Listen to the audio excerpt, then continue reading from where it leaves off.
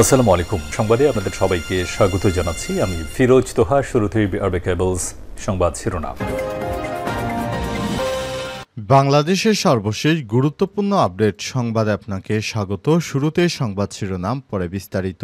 শুরুতেই জানাবো, খুলনায় বাটা ডমিনোস কেএফসিতে ভাঙচুরের ঘটনায় ২৯০০ জনের বিরুদ্ধে মামলা। খুলনায় বাটা ডমিনোস ও কেএফসিতে হামলা ও ভাঙচুর, লুটপাটের ঘটনায় পৃথক ৩টি মামলায় অজ্ঞাত প্রায় ২৯০০ জন ব্যক্তিকে আসামি করা হয়েছে। মঙ্গলবার রাতে সোনাডাঙ্গা থানায় এই মামলা দায়ের করা হয়েছে।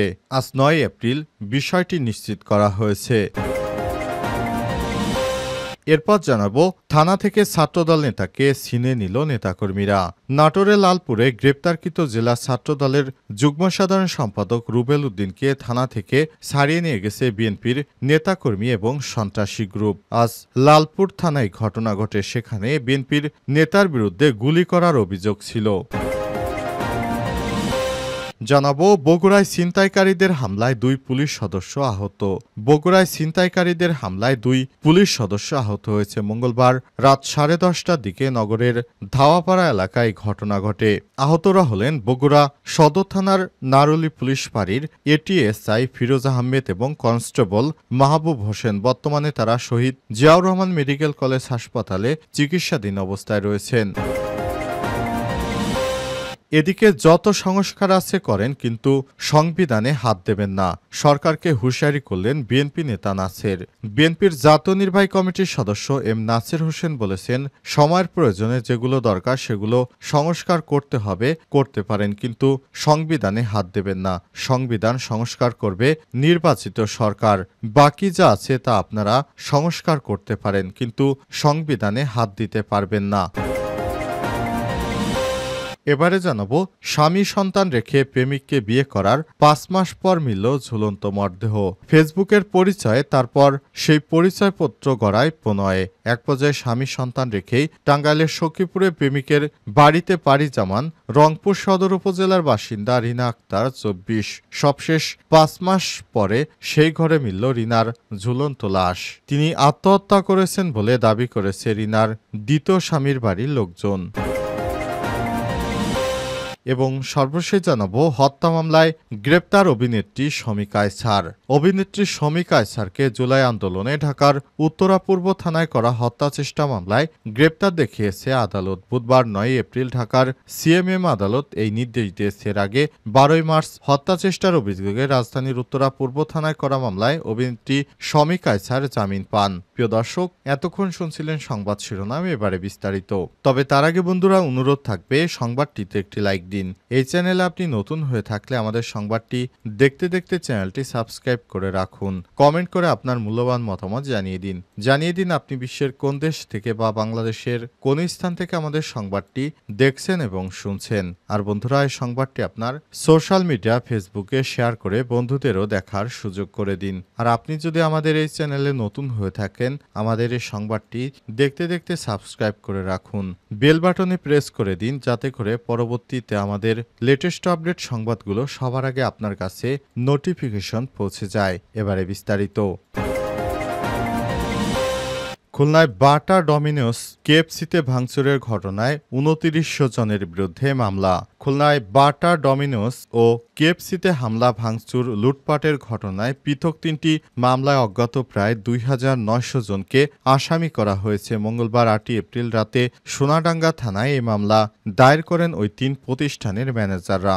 সোনাডাঙ্গা থানার ভারপ্রাপ্ত কর্মকর্তা ওসি শফিকুল ইসলাম জানান, হামলা, ভাঙচুর ও লুটপাটের অভিযোগ এনে শিববাড়ি মোড়ে বাটা শোরুমের ম্যানেজার তহিদুল ইসলাম বাদী হয়ে অজ্ঞাত পরিচয়ে ১২০০ থেকে ১৩০০ জনকে আসামি করে একটি মামলা দায়ের করেছেন। এছাড়াও কেএফসির ম্যানেজার সুজন মণ্ডল বাদী হয়ে অজ্ঞাত পরিচয়ে ৭০০ থেকে ৮০০ জনকে আসামি করে আরেকটি মামলা করেন। তিনি আরও জানান, একইভাবে ডমিনোস পিৎজাতে ভাঙচুরের ঘটনায় প্রতিষ্ঠানের পক্ষ থেকে শামসুল আলম আরেকটি মামলা দায়ের করেছেন। এ মামলায় ৭০০ থেকে ৮০০ জনকে আসামি করা হয়েছে।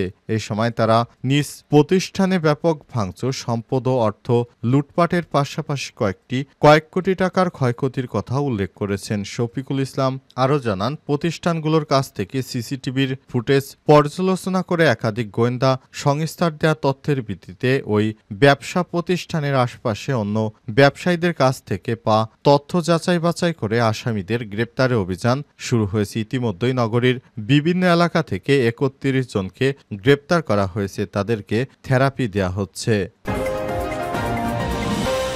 থানা থেকে ছাত্রদল নেতাকে ছিনিয়ে নিল নেতাকর্মীরা।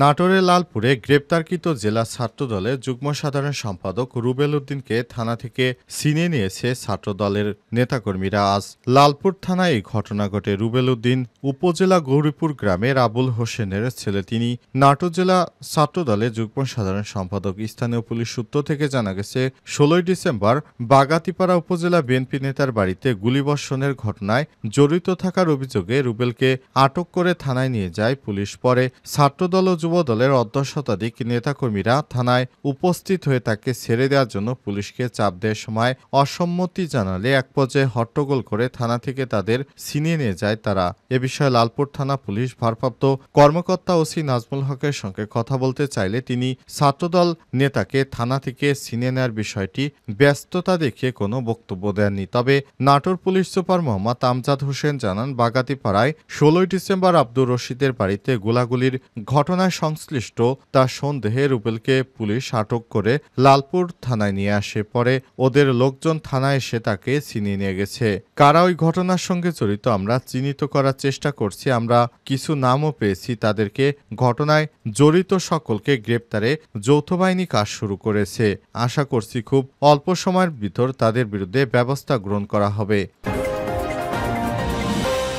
বগুড়ায় ছিনতাইকারীদের হামলায় ২ পুলিশ সদস্য আহত। বগুড়ায় ছিনতাইকারীদের হামলায় ২ জন পুলিশের সদস্য গুরুতর আহত হয়েছেন। মঙ্গলবার রাত 10:30 নাগাদ শহরের ধাপাড়া এলাকায় ঘটনা ঘটে। আহতরা হলেন বগুড়া সদর থানার নারুলি পুলিশ ফাঁড়ির এটিএসআই ফিরোজ আহমেদ ও কনস্টেবল মাহবুব হোসেন। বর্তমানে তারা শহীদ জিয়াউর রহমান মেডিকেল কলেজ হাসপাতালে চিকিৎসাধীন অবস্থায় রয়েছেন। নারুলি পুলিশ ফাঁড়ির ইনচার্জ ইন্সপেক্টর নাজমুল হক জানান, মঙ্গলবার দুপুরে সারিয়াকান্দি থেকে বালু ভর্তি একটি ট্রাক বগুড়ার দিকে যাচ্ছিল। পথে ফুলবাড়ি ফাঁড়ি এলাকায় দ্বিতীয় বাইপাস সড়কে একদল দুর্বৃত্ত ট্রাকটি থামিয়ে চালককে অস্ত্রের মুখে জিম্মি করে। পরে চালককে নিয়ে ট্রাকটি নারুলিয়ার দিকে যায়। সেখান থেকে আবার ধাপাড়ার দিকে ধাপাড়া নামক একটি মাঠে এনে বালু আনলোড করে ট্রাকটি খালি অবস্থায় একটি সমিলের পাশে রেখে দেয়। এরপর চালককে সুইট নামে এক ব্যক্তির বাড়িতে আটকে রেখে মালিকের কাছ থেকে ৩ লক্ষ টাকা মুক্তিপণ দাবি করে। এ সময় তিনি আরও জানান, খবর পেয়ে রাত 10:30টার দিকে পুলিশ অভিযান চালিয়ে চালক ও ট্রাকটি উদ্ধার করে। এ সময় সুইট পালিয়ে গেলে প্রাচীরের ওই পাশ থেকে দুর্বৃত্তরা পুলিশকে লক্ষ্য করে ইটপাটকেল ছুড়ে এরপর পুলিশের উপর হামলা চালায়। পরে অতিরিক্ত পুলিশ গিয়ে তাদের আহত অবস্থায় উদ্ধার করে হাসপাতালে ভর্তি করে। বগুড়া সদর থানার ওসি এস এম মহিউদ্দিন জানান, হামলাকারীদের শনাক্ত করে গ্রেপ্তারের চেষ্টা চলছে। তাদেরকে আইনের আওতায় নিয়ে আসা হবে। দায়িত্বরত পুলিশের উপর হামলার ঘটনায় ব্যাপকভাবে তাদের উপর আক্রমণাত্মক ভঙ্গিতে রয়েছে পুলিশ। যতই সংস্কার আছে করেন না কেন, কিন্তু সংবিধানে হাত দেবেন না, সরকারকে হুঁশিয়ারি করলেন বিএনপি নেতা নাসের। বিএনপির জাতীয় নির্বাহী কমিটির সদস্য এম এ নাসির রহমান বলেছেন, সময়ের প্রয়োজনে যেগুলো দরকার সেগুলো সংস্কার করতে হবে, করেন, কিন্তু সংবিধান ছাড়া সবগুলোই সংস্কার করেন। সংবিধান সংস্কার একমাত্র সংসদ ছাড়া কেউ করতে পারবে না। বাকি যা সংস্কার আছে করে ফেলেন, কোনো অসুবিধা নেই। দুর্নীতি দমনের সংস্কার, পুলিশের সংস্কার, প্রশাসনের সংস্কার, জুডিশিয়ারির সংস্কার, যত সংস্কার আছে করেন, সব সংবিধানের সংস্কার করেন, কিন্তু সংবিধান সংস্কারে হাত দিবেন না। এম নাসির রহমান আরো বলেছেন, দেশ এখন দুটি ধারায় বিভক্ত, একটি বলে নির্বাচন, অপরটি বলে নির্বাচন নয়। আমরা নির্বাচিত সরকার চাই। নির্বাচিত সরকার না হলে দেশ অগণতান্ত্রিকভাবে চলতে পারে না।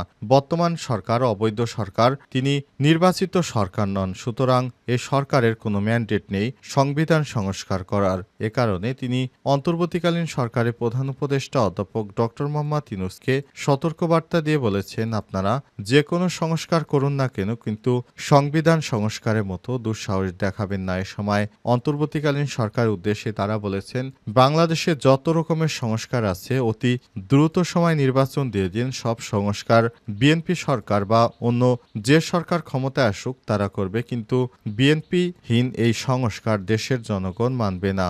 এ সময় তিনি দ্রুত নির্বাচন দেওয়ার জন্য তাগাদা দিয়েছেন।